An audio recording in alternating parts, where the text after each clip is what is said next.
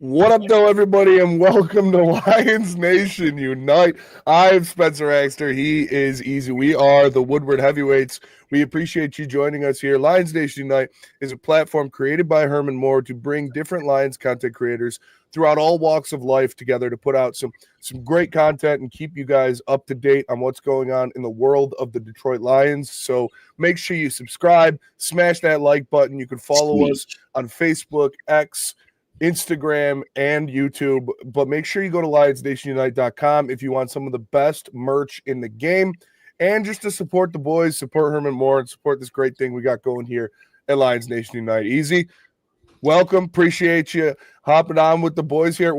We're going to do a lot of different things today. We got some coaches talking about the players for next year. We got some stats for Lions players next year, and we're going to go over under, and we're going to talk about potential breakout candidates for the Detroit Lions because we saw that PFF voted Terrion Arnold as the most likely breakout candidate for the Detroit Lions. We heard Johnny Morton, the Lions' new offensive coordinator, say he expects a breakout season for Jameson Williams. So there's a lot of different guys on this team that are going to be taking big steps forward next year, and I think we're gonna put some of those on wax here on Lions Nation United.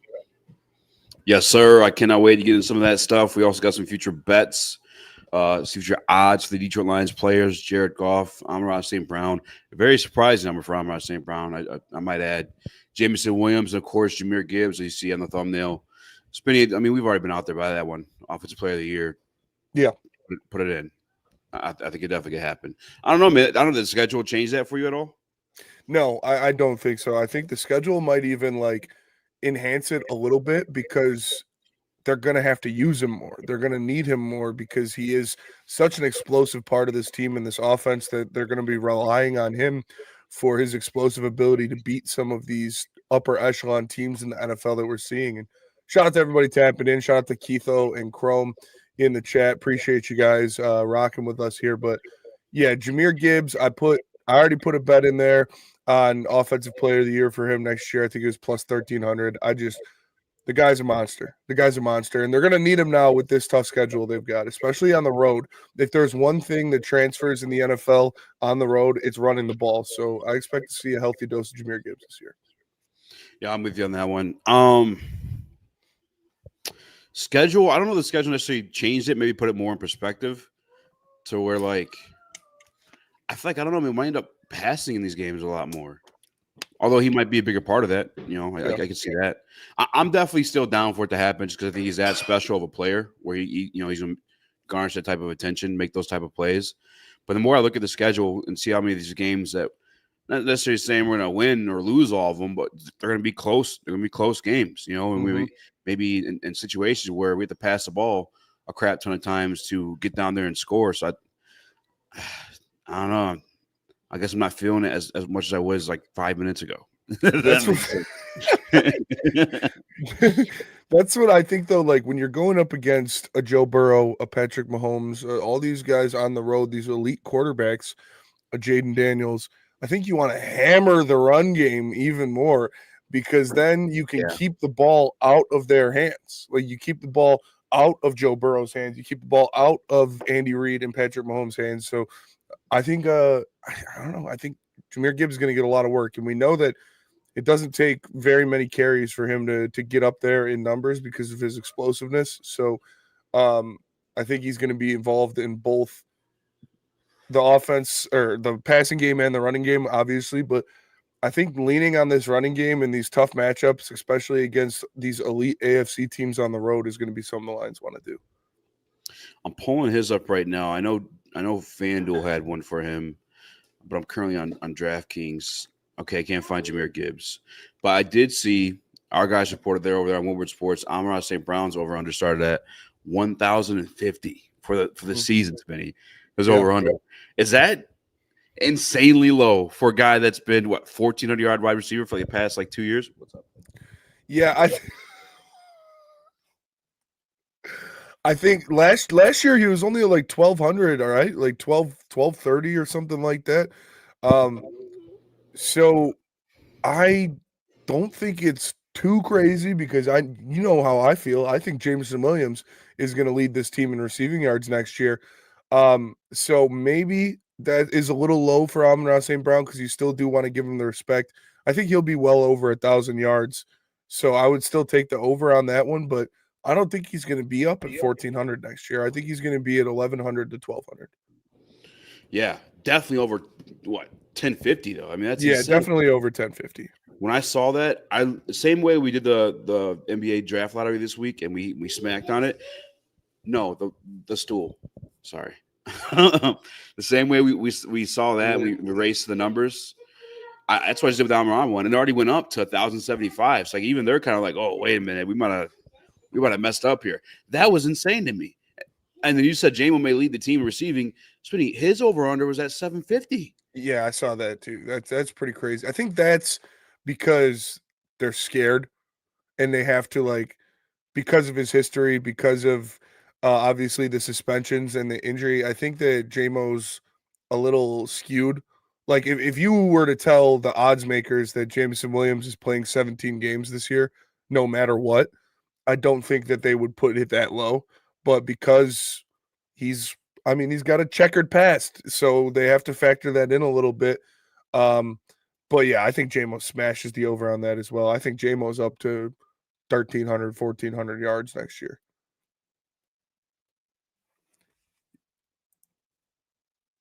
You're muted. Idiot. Sorry, I apologize. I was telling my son to grab paper towel. He's got it now. Good job. Good job, boy.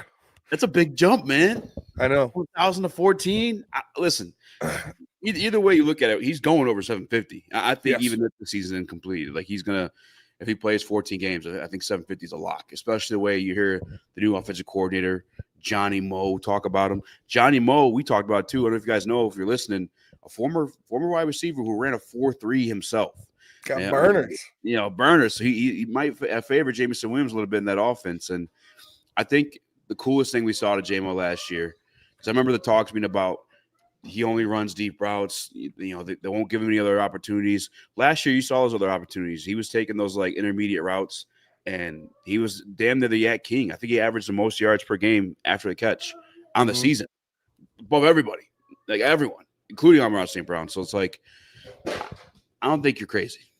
I definitely don't think you're crazy. We got a couple people. If Keitho in the Woodward Sports Chat says facts, he sees JMO or Woodward Sports Chat. Sorry, Force of Habit. In the Lions Nation Unite chat, he says facts. Spenny, I see JMO leading the team in receiving yards.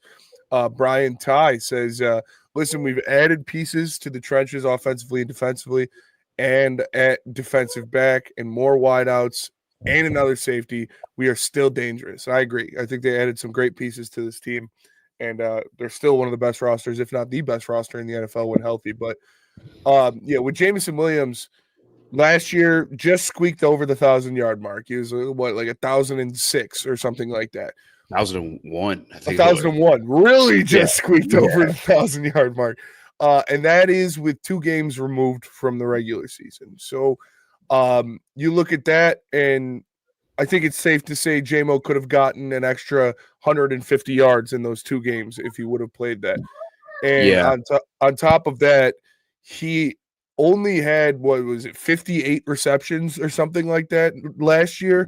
So as you alluded to, I expect him to get a lot more looks. I expect him to get a lot more shots in this Johnny Morton offense, play action down the field. I think he's going to go out there. I think he's going to have a hell of a season. And we've heard now from multiple different coaches, pretty much everybody on the offensive training staff, that James Williams is just locked in. Like he has been locked in all summer long. He is showing up. I think it was Scotty Montgomery. He said, like, I'd never seen him like this before. He's showing up. He's locked in. He's dialed in the meetings and during film study and stuff like that. So I'm expecting big things out of JMO this year. Yeah, I think that's the part where, I mean, guys like us, everyone watching, we're all kind of sickos, right? It's May, and we're talking Detroit Lions football, and like you're looking at there's been years now. Jameson Williams has been here for 3-4 years now, and this is the first year we're starting to hear that part of it. And that's the type of stuff you hear about Amon-Ra St. Brown. That's the type of stuff you hear about the greats when they lock in and they're watching that film. Like they level up even more than what they are physically. And I think we know what Jameson Williams has been physically. I think last year you saw him level up in terms of like the playbook in itself and the route running, especially hands too. And now it's just crazy to watch his development because it's been. I'll admit it. It's been a little bit of a slow process, and obviously he came in with a torn ACL, and there's some maturity stuff in there, which I don't even actually want to say that because that gambling stuff was kind of BS. But either way, Jameson Williams, like following all that stuff, became him, and now he's gonna level up even more.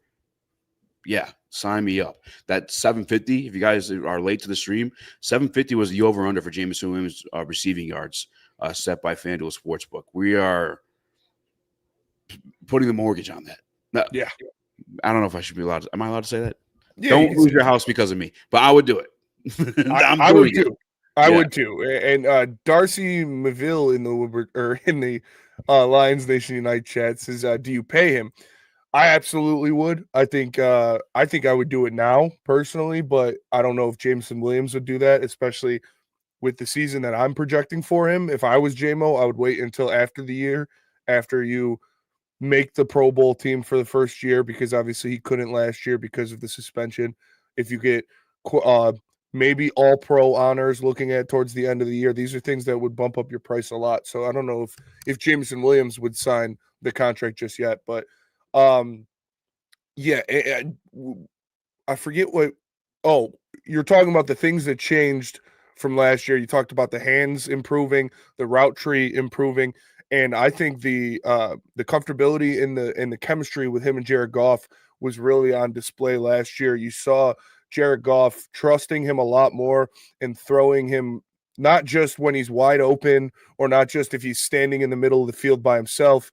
Jared Goff and Jameson Williams really got on the same page to where Goff trusted him, knowing he's going to be in this spot at this point of the route, so I'm going to throw the ball there before Jameson Williams is even there, like he does with Amon-Ra St. Brown and Sam Laporta and the other guys, because that's Jared Goff, and this offense is very timing-based and spot-based when you look at where he throws the ball. So he got that with Jameson Williams towards the end of last year, where you saw him kind of throwing these balls to JMO before JMO even made his break, because he knew that JMO was going to be there and make the catch. So I think another offseason of cultivating that chemistry and finally a full offseason of them playing together is only going to help in that. Yeah, I guess to answer the question, the contract question, I think this year's season will probably solve that. And as of now, I do believe he's probably out of the picture just in terms of the type of money wide receivers demand and the type of guys we have to pay. We're already paying an all-pro wide receiver with an all-pro contract, like $30 million. That's just insane. Remember, like just 3 years ago, that was Jared Goff, and he was the fourth highest paid in the league at the quarterback position. But in terms of Jameson Williams growing and probably changing that narrative or changing that conversation for Brad Holmes is that stuff that Johnny Moe was talking about, him being in the film room. I think that's going to work out extremely well for him, because how many times do we see him catch a short pass last year in terms of like a screen or something like that, and unfortunately would get blown up, or he'll just his leg might get caught. Mm-hmm. I think that's the type of stuff he's watching film on to kind of divvy up the holes or the lead blocks and stuff like that, because obviously everything else he had in the bag, like you said, the intermediate routes and catching that stuff, like brother, every single one of those was going for crazy yards. He's got that in the bag. I think it's more so like just the field general or just field direction type of stuff that he has to work on. I think that's where we see him level up. And if he does that, he becomes like primo. If you said, that 1,400 yards you said, if that happens, I'm sure that conversation changes for Brad Holmes, and they do find a way to pay him, because he'll be truly special at that point. He already is special right now. Yeah. Like if he's doing that stuff, insane. And I agree 100%. I think you look at some of the small things on his game that he can make tweaks to are containing his speed and his explosiveness until the blocks are set up or the situation is right. Like on one of those plays where you get the screen to the outside, he's just trying to go. As soon as he gets the ball, he's trying to go, instead of maybe waiting an extra half second for one of those offensive linemen to get that ceiling block that'll open a lane for you. He tries to kick it right to the sideline and get as fast as he can going down the sideline, and he'll get blown up a little bit. But I think shout out Danny G in the chat. You see his profile picture? Yeah. But I think feeling his blocks more and allowing the offense to kind of set up before he uses that explosiveness is something that he's going to improve in. And like you said, that's a lot of film study, because I guarantee Scotty Montgomery is breaking down some of those plays. Like, look, JMO, we got you on a swing route here and you got 5 yards out of it. But if you would have waited an extra half second for Panay to get over there and block this guy out, you would have had an open lane to a touchdown. So we're going to see stuff like that. You know what's probably helping him in that too? Scotty Montgomery coming from that running back room where you're quite literally teaching them to follow blocks and be patient for holes to open up. So Scotty Montgomery, because he's a natural like wide receiver coach, so for him to have that experience with backs as special as Jahmyr Gibbs and Dave Montgomery, like Jahmyr Gibbs, we talked about when he was drafted. He's kind of patient. He's got that Le'Veon Bell, but the Jamal, who the hell am I even thinking of? The guy who played the Chiefs. Jamal Charles, like speed. Jamal faster, to be honest with you. He's got an insane burst. Special Olympics burst. And for Scotty Montgomery to go from, teaching that, constantly watching film on that with those guys to now his wide receiver room and then helping Jameson Williams flourish in that role, I think it's a match made in heaven, to be honest with you. And I'm just now connecting these dots. These are thoughts I'm just now putting together. And Jameson Williams probably going to go crazy. Johnny Morton's literally come out and said, I want to get him the ball more. I want to have more explosives. As you should. Every time you get the ball to him, he goes for 20 yards. Like, he averages 20 yards a reception almost. So, I think it's good. You have probably the two most explosive players in the NFL in Jameson Williams and Jahmyr Gibbs. So, this offense is going to be even more fun to watch, I think, with the way Scotty – I feel like the way Scotty coaches and runs his offense is kind of like – that old boxer. He's going to jab you. He's going to jab you. He's going to jab you. Run, and then play action. Boom, you got the hook over the top. And that's where we're going to see a Jameson Williams bomb. And like you look at what JMO does, and we mentioned Amon-Ra St. Brown's receiving yard total at just under 1,100 yards, which we think you should easily smash the over on that. That is off of sheer volume of passes alone. And Amon-Ra St. Brown is going to get so many targets. He's going to get so many receptions that it's like there's no way he doesn't get that. Jameson Williams is, if he gets 8 targets a game and completes on 3 of them, he could have 150 yards and 2 touchdowns on 3 catches. So, like, it's just completely different when you look at how they get their yards. But I think both of them are going to be up there. Yeah, I guess the other thing I'll say too, the counterpoint, I guess I'll say, I think it was our boy Skywalker that made this one, is that like Amon-Ra St. Brown, or no, maybe it was Nick. I don't remember which one of these guys made the point, but it's like Jameson Williams going deep like that and running these explosive routes, that's going to leave opportunity in situations where Amon-Ra St. Brown is just open and he's going to make the right play. And I can see that happening too, just based on the fact they said, why would I change what's working? And then we got to see these numbers come out this week. Boom. Yes. These are the completion percentage for quarterbacks when a wide receiver has had over a step of separation. And Jared Goff leads it. I won't say comfortably because Tua's right there and so is Baker. But Jared Goff is number 1, 77% completion percentage on these wide receivers when they got 1 foot of separation. Or he's going to throw to a wide open guy.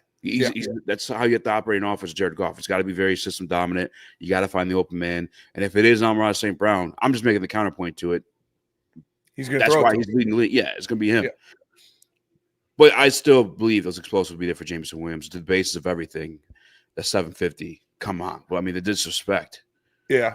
And you look at that that list, and I think the 3 people at the top of it, Jared Goff, Tua, and Baker, they all have so many weapons in their offenses. Like you look at Miami's offense, you got Waddle and Hill and A-Chain. You look at obviously Tampa Bay's offense with Bucky Irving, who stepped up, and then Chris Godwin and Mike Evans. And then obviously we know all the weapons the Detroit Lions have. But when you have, I think, at least 3 guys on any given play that could break a game or break a play open for a touchdown, it's so hard for a defense to keep all of those guys under wraps and keep all of those guys covered. So that's where you see at least one guy every play pretty much either wide open or running down the field. Like you lose these. It's like, oh shit, we have to double team Amon-Ra St. Brown, but that leaves Sam Laporta wide open on the other side of the field. Or, oh, we have to put a safety over the top to help on JMO, but that allows Amon-Ra St. Brown to go one-on-one with a linebacker. Like you have to pick your poison, and Goff, knowing the offense as well as he does, being in the offense for so long and being so comfortable with these guys, he's going to see what the defense is trying to take away and go to the piece that is going to be open.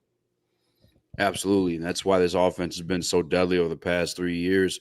Even before we've gotten other pieces, just the draw, I mean, this guy's gone, so I'm not going to hype up that part of it. But now we got these pieces on top of just great offensive play calling that it's just truly unstoppable. It really, really, really is. Like, you can't focus on any one piece on top of the fact you got an offensive line that could just force the ball down your throat at any given moment. And then beyond that, if you get past the first couple of tacklers, you got a guy like Jahmyr Gibbs to the crib then after. It's just it's been orchestrated masterfully by Brad Holmes in that front office, building up this roster. And Dan Campbell, hopefully, he's got another wunderkind, as you call him, at the offensive coordinator position.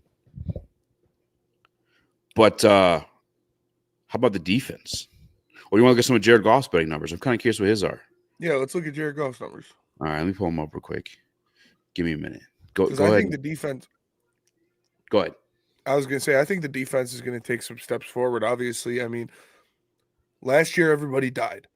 You're hopefully getting full healthy seasons out of the majority of guys. And like, I know that obviously losing Aiden Hutchinson is the biggest thing that could happen probably to any team in the NFL. When you lose a guy like Aiden Hutchinson, you're not going to be able to replace that. But even some of the ancillary pieces that the Detroit Lions lost last year, I think were such bigger factors than people really thought about. When you look at guys like Derek Barnes and Malcolm Rodriguez and even Mekhi Wingo, like, they're not superstars, but they are so good at what they do and such good rotational pieces that this defensive coaching staff believes in and trusts. Like, obviously Mekhi Wingo, he's still very young and he still has to grow into that role. But Derek Barnes and Malcolm Rodriguez are cornerstones of this defense. When you look at guys that do all of the dirty work, do everything that is asked for you, you have Derek Barnes, who blitzes, plays in coverage, is obviously very good at stopping the run. Malcolm Rodriguez, same kind of thing. And instead of having a Ben Neiman out there, no disrespect to Ben Neiman or Trevor Nowaski, but instead of having those guys, you're going to have Derek Barnes or Malcolm Rodriguez eventually. And that, I think, is such an upgrade to allow your other linebackers, the Alex Anzalone or the Jack Campbell, to just do what they do. Because I know they feel more comfortable having a Derek Barnes next to them than a Trevor Nowaski. And again, no offense, but they won't have to feel like they have to make up for anything or have to overplay because you've got some second string, third string, even fourth string guys out there. So they're allowed to play more freely. And having that linebacking core back and intact is going to be huge. Yeah, I think this defensive line. Listen to Casey Rogers talk this week. The way he was talking about how, like, when they want to make strategical changes as a defensive line coach, like, hey, I think I want to start doing this because it's been more effective to me. Football is such a team sport that then he has to go talk to the linebacker coach. Hey, if I do this, does it affect the way what you do? Okay, linebacker coach. All right, let me talk to safety coach. Hey, if we do this, does that affect the way you like? It's just such a cohesive unit, and like you said, having those healthy pieces back who are in tune with what we're operating instead of, again, no offense, these guys coming off the streets that haven't been practicing in training camp all year, that don't know the tendencies of the guys next to them or behind them. It's going to make such a difference alone. And the thing is, as crazy as the defense situation got last year, they still finished top 10. Still. That's insane. Yeah, hats off to AG for that one. But it's almost – it's not the same as it is on offense because the offense is ridiculously stacked with talented pieces. But, like, it's getting there with defense. I mean, confidently saying at least all pro caliber. I mean, Kirby already went ahead and got the damn award for it, but all pro safety in Kirby Joseph. I think you have an all pro caliber safety in Brian Branch. I think Terrion's going to blossom this year. I do too. Obviously, we got Aiden Hutchinson. You drafted Tyreek Williams, who is expected to be, and this is from Dan Campbell to Brad Holmes to draft analysts, Ali McNeil 2.0. Guess what? Ali McNeil's pretty damn good as well. You know, man, this defense could be just as special. If everyone can stay healthy. And you didn't even mention two guys that I think when you look at as a whole, I don't know, this is tough. The linebacking room is up there when you look at best units on this defense. Like from top to bottom in that linebacker core, they have one of the best rooms in the league. And Jack Campbell is only going to take – he was just outside of the top 10 linebacker last year. I think Alex Anzalone has played as a top 10 linebacker at least the past 2 seasons.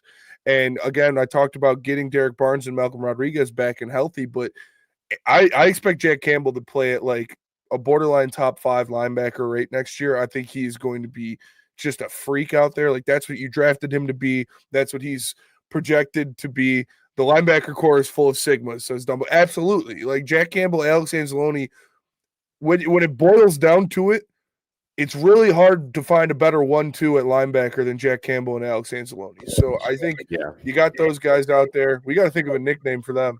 But it's going to be fun to watch those guys get even more comfortable playing next to each other because obviously Jack Campbell didn't start his rookie season, and then Anzalone dealt with some injuries last year, so they haven't had like a full season next to each other. So hopefully that's what happens next year, and they're just swimming. I can't wait to do. Football is almost here, too, man.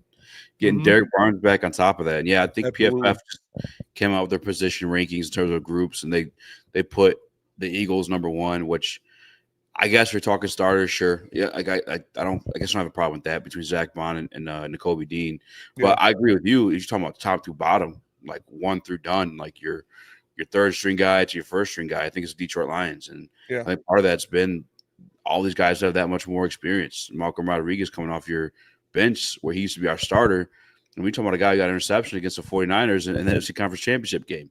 It was like a happenstance one. He's a damn good player, and he started his rookie year for a reason. So it's like, I'm with you on the linebacker room. And then that's why I think they have such a heavy emphasis on the defensive line.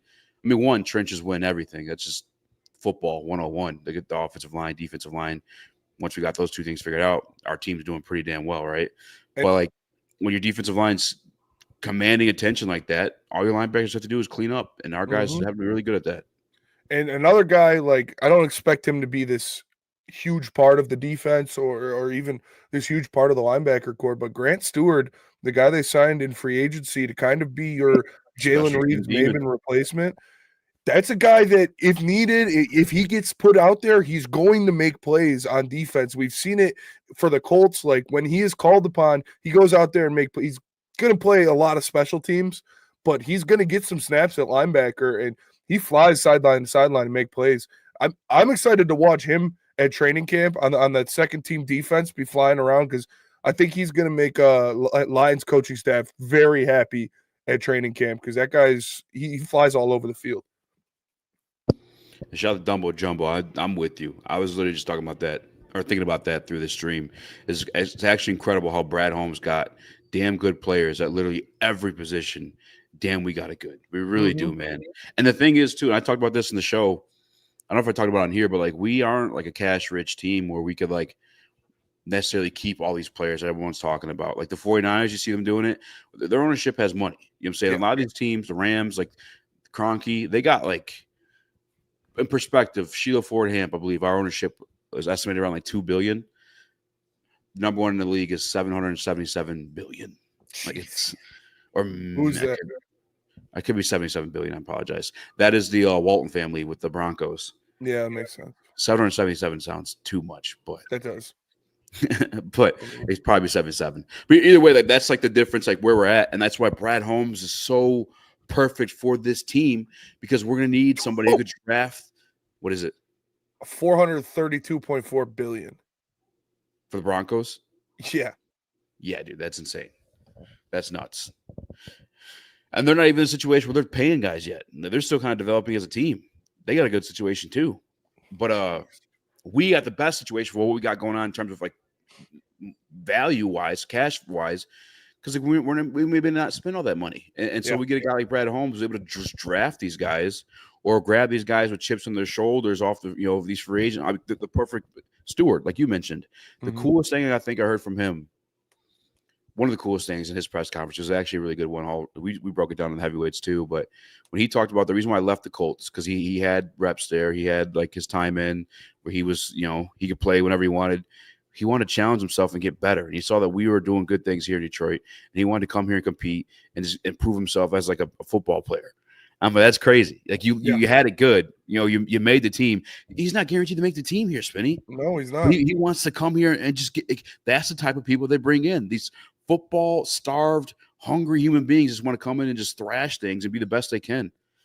Yeah, it's awesome. And with the money aspect of it, we saw for the first time now what Brad Holmes is going to have to do when you look at finagling the cap and moving around different expenses when you're trying to sign all these guys, because this was the first guy, when you look at Kirby Joseph's deal, that they signed one of their superstars that they drafted after already signing a bunch of them. Like, you had already signed Penei Sewell, Jared Goff, and Amon-Ra St. Brown, and Kirby Joseph was the first one to be like, okay, we got a lot of money on the books, but we still got to get you your contract.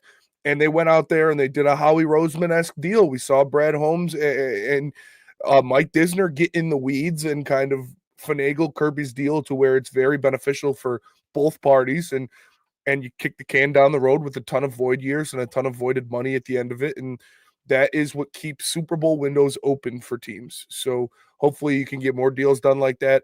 I expect Aiden Hutchinson's deal to get done before week 1.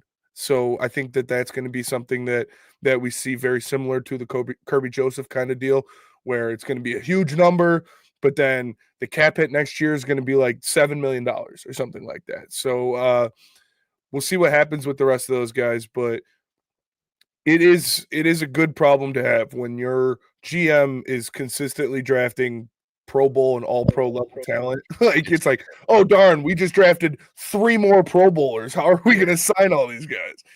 Yeah, man, it is nuts. Another comment from Danny G says, let's not forget that Kirby and Branch now have 1 year together at safety under their belts. Pair that with the D line, hopefully being healthy, and they will be able to each taking a jump. They will each be taking a jump. Yeah, that's what help. Remember how much better they'll be taking a dump too, I guess. Yeah, they'll probably take a couple dumps, but remember how much better that Kirby Joseph and Brian Branch looked when Aiden Hutchinson was on the field. Like, they were getting all the interception because you have to throw it faster. So and those guys are absolute ball hawks. No, phenomenal point to those guys being healthy on the field. Mm-hmm. Like what Kirby was doing. Kirby every week had a pick. He had an interception like every week. Yeah, it was insane. I forgot where the point I was. Actually, I guess we can get to this one. Brad Holmes constantly drafting pieces. I know I got those Jared Goff numbers too. Wherever you want to go with this, Spinny, I'm down. But and it's Rakestraw. They're moving him to the outside. The guy who damn near. By the way, we love Meek Robinson. I've always been a big Meek Robinson fan. Just his hunger as well. This rookie almost beat him out for that job last year. Yeah, now they're moving to the outside. You want to play the clip? Yeah, play the clip. Run it. Year. I think we all understand that he was on the verge of getting an opportunity to start there really early in the season.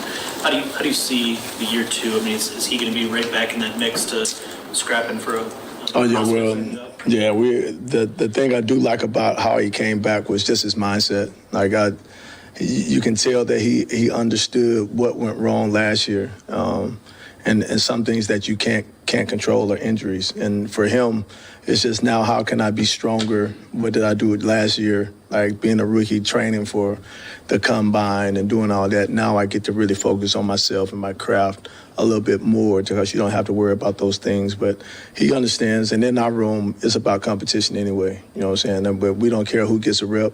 a rep don't care who get it at this time of year, but when you get it, you better make sure you're doing the right things, and that's our room anyway. Like you're going to have to prove it. You better come in here ready to compete, and I think we got a lot of good guys in there to go compete. Do you still see him as both inside and outside potentially? Well, in this league, you only can travel with so many, but right now we're going to let him, focus outside. Let him go compete out there. Amicus did a really good job. We have Avante, who's another position flex type of person. So, and I think that'll help him as well. And how crazy is this? How nuts? We might have another one of these sickos. It feels gross to say because you feel like a delusional fan, but like this is what Brad Holmes is giving us every single year. Like I have faith. And by the way, I got to see that was Deshae Townsend, your defensive backs coach from Rashad Walker, asking who that was. But I thought he could have won the starting job over Terrion last year. And I feel like a crazy biased fan. But again, Brad Holmes is giving you concrete evidence of this year after year after year. He's going to draft these studs. Can this guy be another one of them, Smitty? I mean, what the heck? I think he absolutely can. I mean, you look at his makeup, how he's built, like he's long, he's fast, he's got great hips when you're looking at moving in and out of routes. Very fluid. He's probably a great dancer, but great hips. This Lions team, I love what he said, Deshae Townsend there, about like battling, and this is what this team is about, because it truly is. It doesn't matter who you are. If you are out there battling and you win that camp battle, you are going to win that spot in camp. It doesn't matter if you are the first guy on the roster or the 52nd. If you win that battle in camp, you are going to win that spot. And we saw they like to get their dogs on the field any way possible. That's like they started Jack Campbell playing Sam snaps. He is not a Sam, but he was so good and so physical that they had to get him out on the field. And they tried to do that same thing with Ennis Rakestraw, putting him at slot.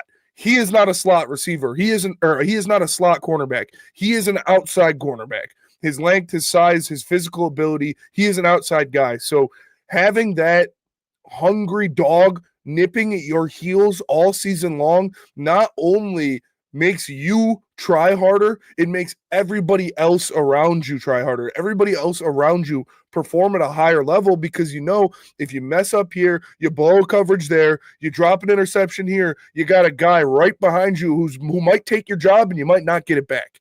So having a guy like Ennis Rakestraw out there and seeing him grind, especially, I've talked about it, I think like outside of maybe Aiden Hutchinson, I don't think there's a guy on this team that is more excited and ready to go for next year than Ennis Rakestraw, because he hasn't had the taste yet. He hasn't played in the NFL yet. He is going to go out there, and I expect day one, our three cornerbacks, because I don't think Amik is going to be ready to go to start the season.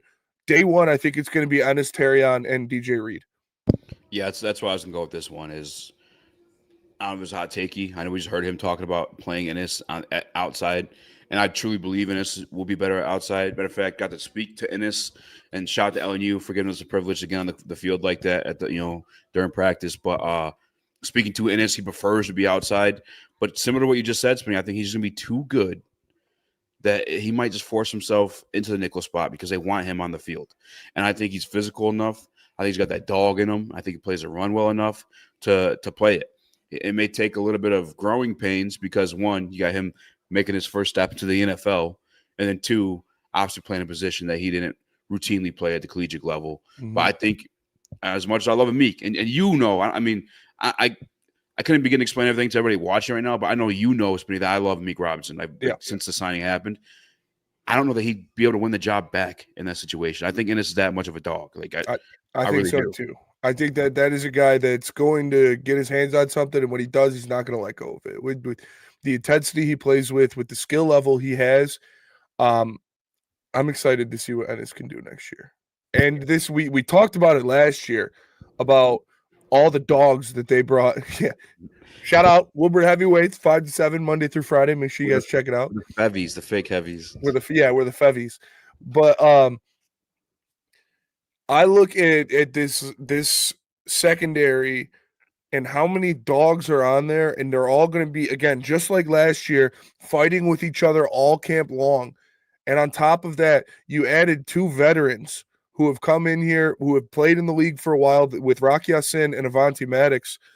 And those guys are going to help Terrion and Ennis Rakestraw so much. Obviously, DJ Reed, you bring him into, he's a veteran, but Avonte Maddox has won Super Bowls. Avonte Maddox has played in the NFL for a long, long time. He is going to teach Terrion and Ennis Rakestraw how to keep their body going, how to stay healthy for a 17-game season, and just the little nuances that will take their game to the next level. Because I believe we'll get into Terrion later, and I'll save it for that. But I think Terrion is a couple nuances away from being a true number one cornerback in the league. Yeah, I think Terrion can make that transition this year, to be honest with you. And I think DJ Reed is going to be a huge part of that, because you look at, we talk about this theory with coaching, and it's like, hey, the guys that weren't always great on the field usually tend to be the best coaches. And the reason why is they have to focus on the skill set. They have to focus on the X and O. They have to focus on the craft in itself, versus sometimes guys have to be 6'5" and run 4.3s. Calvin Johnson. You know what I'm saying? Like you can't teach that to somebody. But a guy that's struggling to make the team has to do everything right, including like watching film. DJ Reed's an undersized cornerback who's been serviceable, not beyond serviceable, actually, at the NFL level for two contracts now, 3 contracts now, because this will be his third now coming to Detroit Lions. Like, he's a damn good football player, undersized guy who had to do it by the book. So him coming in with that craftsmanship and having a young, hungry mind like Terrion and Ennis, I mean, the entire DB room, I put you at that one, but those two especially, I think Terrion's going to take that step up from DJ Reed. And DJ Reed came from the mud, dude. He came from JUCO, sharing a house with 9 different dudes sleeping on the floor. Like, he has had to grind to get to where he is. Yeah. So I think all of those guys share a similar mindset of just dog mentality, and that's going to help them out for sure. And we talked about Terrion a little bit. I'd like to get more into Terrion Arnold and what I expect out of him next year. We'll do some comments real quick. Yeah, we'll clean up these comments, and we got another video from Deshae Townsend talking about Terrion Arnold we can get into. But I don't know if this is a hot take or not, but after watching a lot of DJ Reed tape, I feel he's going to be a better fit than Carlton Davis. It's very possible. I think very possible. They're very similar when you look at like level of production. Like DJ Reed and Carlton Davis are very similar skill level corners. Yeah. What happened to Robinson? Is he injured? I didn't hear. He broke his forearm in the playoff game. Yes, the playoff game? Yeah, the very beginning. Yeah. He broke his forearm against the Commanders. So he's rehabbing. Shouldn't be too much, but I maybe he starts the season on the PUP list. I definitely expect him to miss the first 2 weeks at the very least. Yeah, the DNG said Jack Ham was one that hurt Meek. Yeah, he's also one that hurt Anzo too. Yeah. Hopefully he's hurting other teams' players this year. So, we'll do that. This is weird, not going to lie. This is Stephen David. Got a live day tonight. Yeah, I think I got them all the way. Smash the like button, subscribe. Go to LionsNationUnite.com to get some great merch. Will Ahmed Hassanin make the roster, and what do you think his role will be his rookie year? Yes, I think he will make the roster. Every time I hear this guy talk, or anytime I hear this guy talk about him, there's no way Dan Campbell leaves this dude off the roster. He is everything that they want in a player. He has some, and he had the production in college too. It's not like he's just only going off potential. Like, he showed he could do it, obviously at Boise State, but still, I expect him to make the roster. I expect him to be a rotational piece early in the year, and I think he's gonna grow as the season goes on.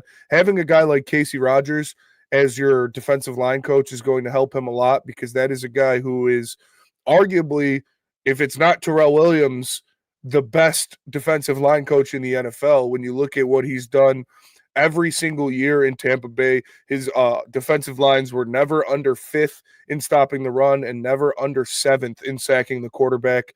And obviously he's won, a Super Bowl. So yeah, I'm very comfortable with Hassanin and his growth, and his effort, his athleticism, and his just ability is enough to make this team already, on top of who he is as a player and what these guys like about him. Muted. I'm looking last year. The final roster was 5 defensive ends: Ada Hutchinson, Marcus Davenport, Josh Pascal, James Houston, John Kaminsky. But if I'm not mistaken, John Kaminsky was already hurt, but Yep. they allowed him to make the roster so he get his full contract guaranteed or whatever, something like that. Which Dan Campbell, shout out. That's like an amazing move by the organization. Yeah, very cool. I guess let's think out loud because right now, obviously, Hutch, Davenport, Pascal, Ahmed. Who am I missing? That'd be the fifth. Al-Qadim Muhammad. Al-Qadim Muhammad, another Muhammad. Maybe if you're counting Wingo. Are you counting Wingo as an edge, or is he more of a defensive tackle? Defensive tackle. Yeah, damn, that room's going to be super competitive too. I'm looking at the same page. There's only 4 defensive tackles. Yeah. Aleem, Tyleek, Robin Lopez, Wingo, Levi. Anzarike. Yeah, maybe Anzarike you bump down to the edge group. DJ Reader, that's 6. Maybe you bump Anzarike to the edge. He played him or Wingo, I think, will be they'll be getting more edge snaps. Yeah, I think Wingo's 2. I think he'll play inside. Yeah, just from his body and his play type. I think Hassanine has every opportunity to make this team, though, for sure. It's a position of need still in my eyes, as much as I've bought into the church of Marcus Davenport. But I still think just as a rotational piece, Hassanine can bring you exactly what you're looking for in terms of his role, collapse in the pocket, causing chaos. Yeah. And that's where he's at in his career right now, too. Like talking to guys like Scott, talking to his very own brother. The techniques may not be perfect right now, but it's because he's been playing football for 5 years. Mm-hmm. He's only been in the country for 5 years, and he made the NFL. He's only spoken English for like 5 years. Yeah, so he's still coming off his stance kind of weird, his base kind of wide, but he's freakishly athletic in terms of like the strength, I should say. He was a CrossFit not champion, but number 1 ranked CrossFit kid in Egypt before moving here. So it's like once he tunes those things, like you said, through Casey Rogers, who's taught freaking Super Bowl champions and all different type of body types, I think he can do all different types of player. Yeah, JPP, Elijah Cansey, Vita Vea, he's seen them all. Mm-hmm. I think he'd make the roster for sure. I'm not going to guarantee it, but I think it can happen. And he also gets that special exception of being like the foreign player on the Lions roster. Like they get back the roster spot. I think I think it's only through training camp though. Yeah, but still, I mean, yeah, all day. And and that's another guy too. Like, okay, you put him on your practice squad. Do you trust that he's not gonna get poached? Mm-hmm. I don't. I don't either. So honestly, there is no doubt in my mind that he's going to make the roster. Like, this guy is everything that Dan Campbell and Brad Holmes want in a football player, and it's not just like a charity case of like, oh, he's super, effort, and he's a really good locker room. No, he's actually really good at football too. Like he had great stats at Boise State. If he did what he did at Boise State at an SEC school or a Big Ten school, he would have been a second-round pick. So, yeah, I think he's a lock to make the roster, honestly. Yeah, I'm with you on that one. Danny says, might not be some star edge rusher, but he's going to refuse to give up, and he's going to be a sponge. That's a recipe for success. Absolutely, especially with this. He's going to be a lot like Josh Pascal. Mm-hmm. As much credit as we give to Brad Holmes, deservingly so, by the way, for drafting these guys, him and the scouting department, it's also the coaching staff developing these pieces as well too. So let's not forget some of these guys were, I don't want to say raw, but underdeveloped coming in. I mean, they all are. They're rookies, but his coaching staff is helping taking those guys to the next level and putting them in the right spots, and they've consistently done that for 3 years now. So shout out to everybody in the process. But yeah, I think I'm a Hassanine again. Just think about the guys you see opposite of Hutch are never big sack guys, and it could be because it's somebody different every year. Maybe, I don't know. Brad Holmes get somebody to stay, please. Mm-hmm. But I also think their job is literally just to cause destruction, cause chaos. I don't think so. I don't think you should expect the big sack numbers. Just expect the guy that's gonna make a quarterback say "Holy shit," and then he runs the other side. There's Aidan Hutchinson putting a blankie on him and laying on the bed. Yeah. It's definitely going to help when you got that. Aidan Hutchinson is the biggest upgrade that a healthy Hutch is the biggest upgrade any team in the NFL could make. Like, the guy is one of the best defensive players in the league. Adam in the Lions Station Unite chat, shout out Woodward Sports. He says, Lions will either bring back Z this offseason or they will wait till the trade deadline and make a move for a veteran edge. And I agree with that for sure. Yeah, I'm not opposed to that either. There's one out there right now. I know a lot of Lions fans. I won't say Lions fans. I'll call them out. Casual fans don't like it. It's Jadeveon Clowney. But if they can make that happen for the right price, that's That would be amazing. Yeah, I just got done telling you guys, stylistically, the guy next to Hutch or opposite of Hutch has been a disruptor. Clowney would be that, and a guy who can wrap up the quarterback for you too. Yeah. The ultimate upgrade is Jadeveon Clowney, and he plays the run really well too, like a 70+ run grade for the past 5 years. Let's sign him if you can. I would love that. Would be amazing. As much as I love Z, that's an upgrade over Z. Yes, and a guy that they expect to be back and they expect to play a big role in this defensive line is Marcus Davenport, and we have Casey Rogers, the Lions' new defensive line coach, talking about Marcus Davenport. Here's what he had to say. From your early time, what are you expecting from him if he's able to stay healthy all year? That's the number one thing. And I talked to him about it because that's the thing is, and I told him, well, matter of fact, the first meeting with him, I got to do everything to help him do that. This guy's a tremendous player. It's just as you look at his career, it always been he's this, he's that, then it's injured. If we can keep him healthy, I think this guy, this is another guy that stares me in the face every meeting room that doesn't have to be, what I'm saying? He's coming in here working, and we just got to do what we can to get him through 16, 17 games and see what happens, because we think if he plays 17 plus games, we're going to like the results. What can you do to help with that? Because a lot of that is just, bad luck. Well, that's the thing is, it's some of the things he getting hurt is just freaky bad. Like I'm sitting here watching the first few games before he got hurt, and he was playing dominant. And that, as that said, and sometimes that's the way the cookie crumbles. But where I can help him, let me take some of them off of this. Let me do that. Maybe you got this. Let somebody else get that, and try to, because this guy's will be a big asset to the defense. Yeah, and that's 100% what it is. Like, I mean, everybody knows that. Nobody questions Marcus Davenport's ability or his physicality or his size or anything like that. It's just you got to stay on the field. You got to stay healthy. And do you believe in Marcus Davenport? Adam Gusick believes in Marcus Davenport.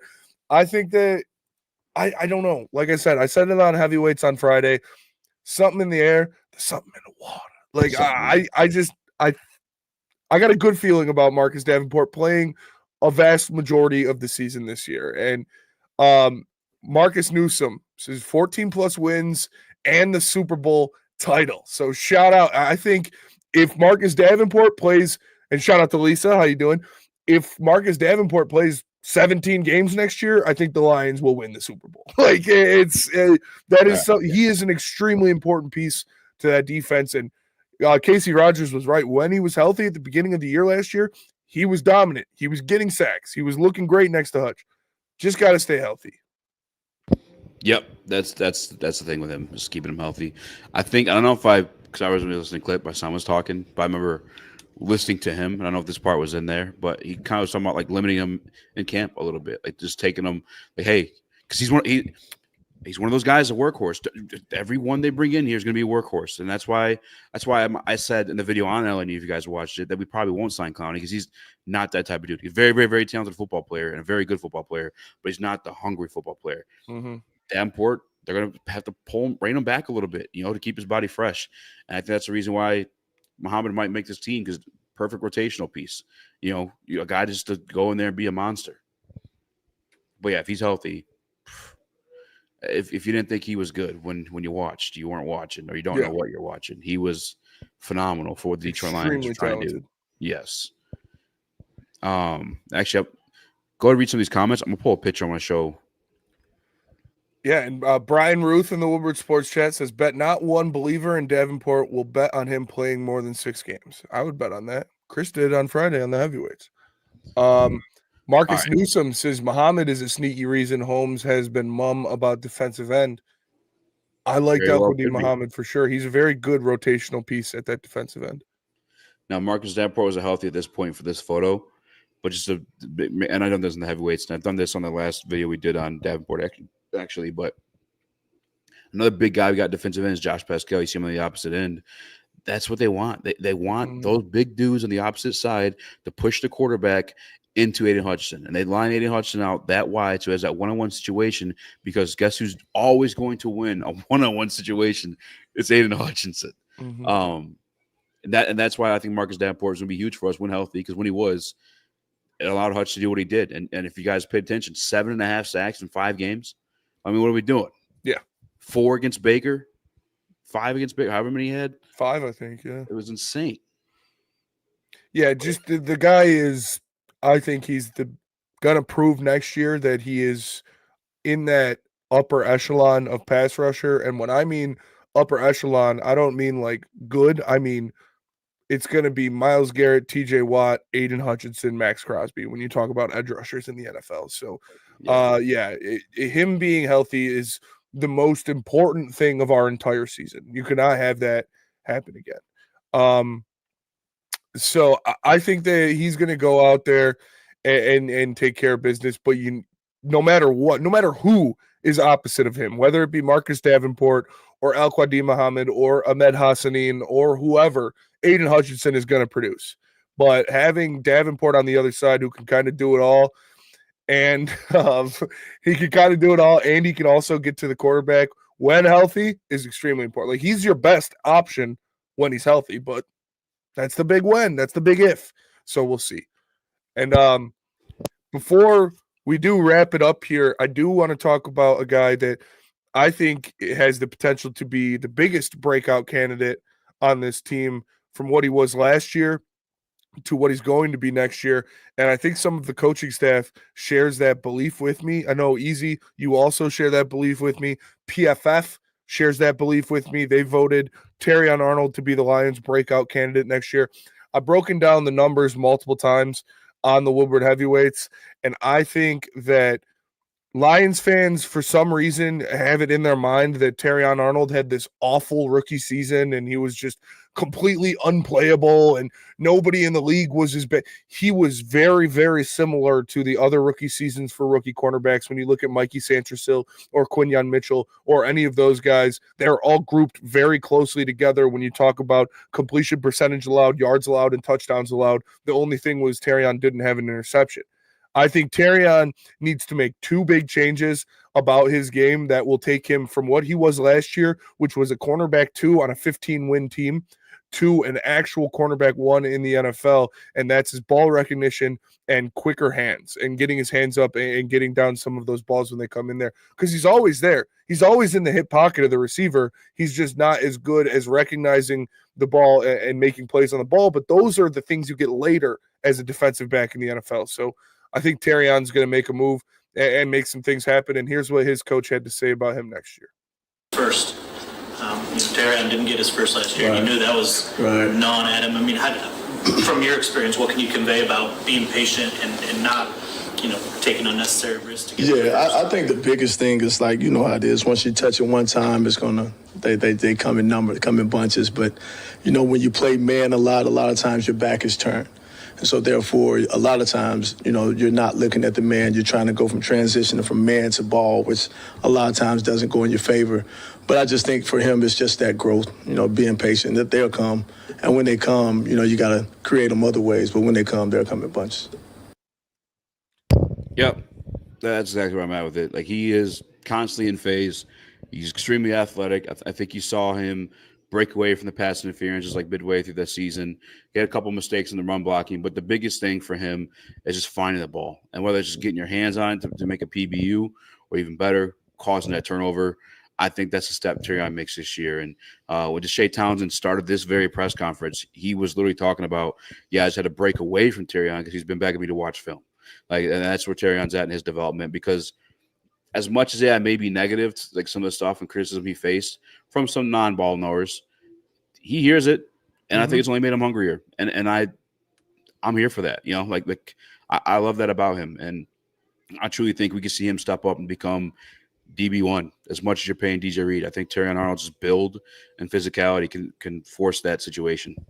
Absolutely. And he's going to continue to get better. We saw it last year. Like Rashad Walker here says, Arnold was fine last year. He was a rookie. He struggled a lot with the PIs early, but he cut him down in the second half of the season. And Big Dan Davis echoes that sentiment. He says, outside of the penalties in the first half, he thought Terrion Arnold had a solid season. He cut down the penalties in the second half as well. And yet that was one thing that I don't think Lions fans or like you said, the more casual Lions fans really paid attention to was, he struggled at the beginning of the year being too handsy and getting too many penalties. He cut that out immediately. and was very good in the second half of the season on being physical with wide receivers, but not taking that step. So he learned in the season how physical he can be with a guy, how much he can grab a dude in the routes, or when he can grab a dude in the route, just not on their breaks, and the refs won't call it. That is something he learned mid-season his rookie year. So you give him an off season to study the tape, like you said, and that will allow him to look, okay, when this is when their hands go up. This is what they like to do when the ball's coming towards them. Those little nuances of wide receivers' habits that'll allow him to get his hand in there and break up some of the passes. Yeah, and Shot the Lion Claw, he says, or he or she, apologize, but he will continue to improve, but he will continue to make mistakes. He's young. And you're absolutely correct. And I've always had this rule on our 5 to 7 show. I think any Brad Holmes pick, you got to give 3 years. And I think we've seen that shake out for so many guys that he's drafted. That third year has always been a breakout year. Even if they're already good the first couple of years. We saw Aiden Hutchinson that third year last year, started the season with 7.5 sacks in 5 games. You got to give these guys like 3 years to make the final decision on them. I know a lot of people were kind of poo-pooing on Levi. We finally got to see him in the third year. Ali McNeil fortunately got hurt, but like that's just how it's kind of consistently been for these draft picks. I still think Terron makes that leap this year, though, and maybe even another one next year. I think. I agree. Yeah, and you know, from our draft coverage, I don't know how much of it was here, but specifically speaking on it, what did he say? What would you do? Or she canceled. But I've always said Terrion was like a developmental piece. I didn't think he was going to start coming in just because I thought as great as he projects to be, it was very much a piece he had to refine a little bit. And he busts his ass and never let go of the starting position in training camp. But I still think this year we'll see that jump for damn sure. And like I said earlier, DJ Reed, big part of that. Yeah, I agree. Motown Mitch says he had 8 penalties the first 4 games last year, and then 3 for the rest of the season. Yep. Marcus Newsom says it only takes 1 penalty or pass interference to lower your PFF score. PFF is misleading. And where was the one about here? Rashad Walker says he's a big Charles Woodson fan, but his rookie year with the Raiders, he get beat a lot. It happens, folks. Dude is a Hall of Famer now. Yeah, like cornerback is one of, if not the hardest position. It's either cornerback or quarterback for a guy year one to walk into and just be a stud. As when Sauce did it, that doesn't happen very often. And Quinyon Mitchell had a good year last year. He did. It wasn't that much better than Terrion Arnold's year statistically. When you look at their completion percentage allowed, their targets, their yards allowed, and touchdowns allowed, very, very similar years. And Terrion Arnold didn't have Aiden Hutchinson for the vast majority of his rookie year. So it's going to be a lot easier for Terrion when Aiden Hutchinson is making quarterbacks throw the ball errantly or get it out faster than they'd like to. So I'm excited for him.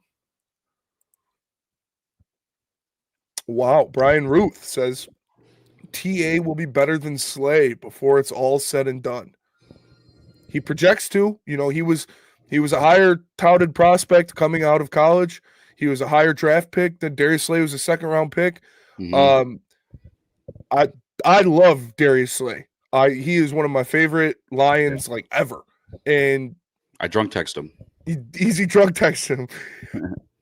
That is something that could have. I'm not ready to, because Darius Slay was elite. He still is. Like, he's obviously on the back 9 of his career now, but he was a lockdown corner in the NFL for 7+ years, and that doesn't happen very often. So if Terrion can reach that would be amazing. Yeah, I'm all for it. Man, sign me up.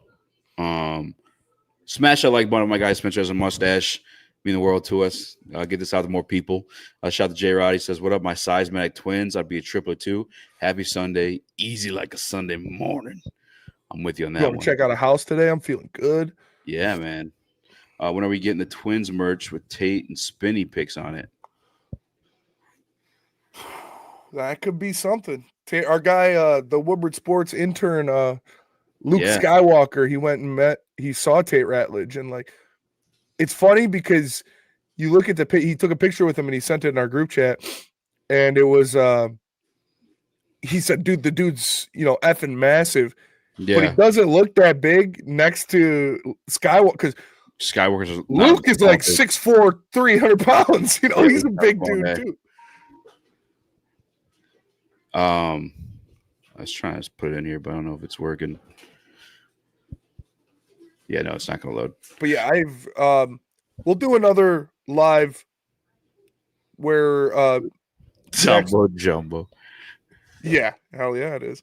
We'll do another live probably next week, sometime during the week. We'll break down rookie expectations. This is breakout candidate, guys. We'll do rookie expectations sometime next week. Yeah.